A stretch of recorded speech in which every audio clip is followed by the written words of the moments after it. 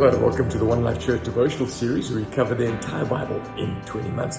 Well, today's chapters are Lamentations 3 and 4. Now, it's a miserable day out there today in Cape Town. No videoing outside, I'm afraid. So we tucked inside looking at these very depressing chapters on this bleak and miserable day.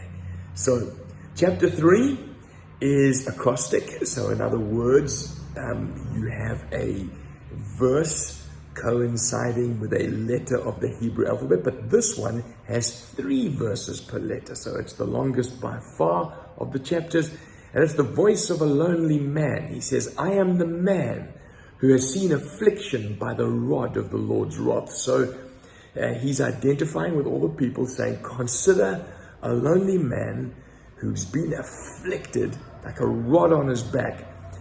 He speaks like that, describing the lot of Israel.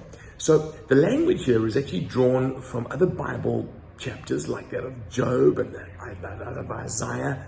And basically he sees the justice of God in the lot that this man finds himself in. But it also actually leads us to the only hopeful verses in the entire book, actually. He's basically got this logic. He says, if God is consistent with his justice, not letting us get away with it, then he'll also be consistent with his covenant.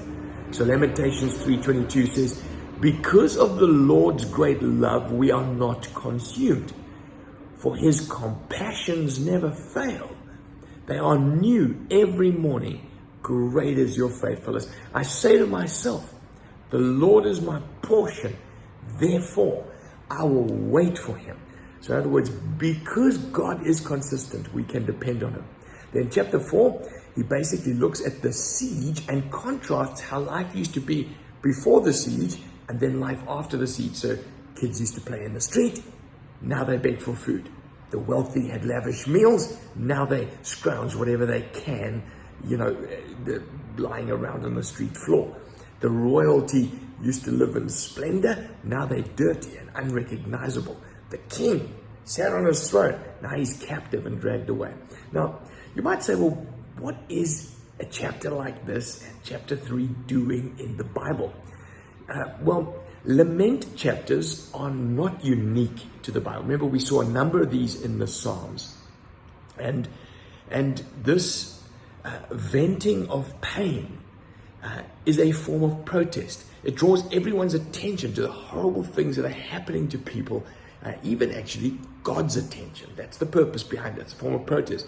Second, it's a way of processing anger.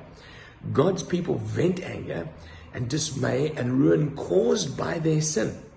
So what we see in this chapter is that they recognize the cause of the sin, but they also recognize that God hears their pain. It's a place to voice their confusion. Suffering causes us to ask questions. It asks questions of our character. It asks actually questions of God. And it doesn't look like the Bible forbids this. No, in fact, these laments give a sacred dignity to suffering.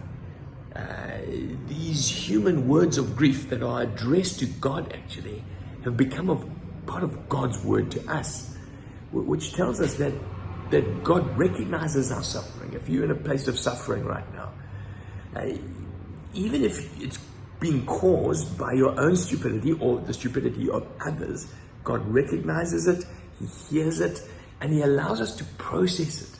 So that's what laments are for processing, but taking it before God and say, God, you know what I'm feeling. And then as chapter 3 did, leaning on God's faithfulness, trusting that he's going to hold you right the way through. These are sobering chapters, and I trust that as you read them, not only you see some of their pain, but you take comfort if you yourself are going through a tough time today.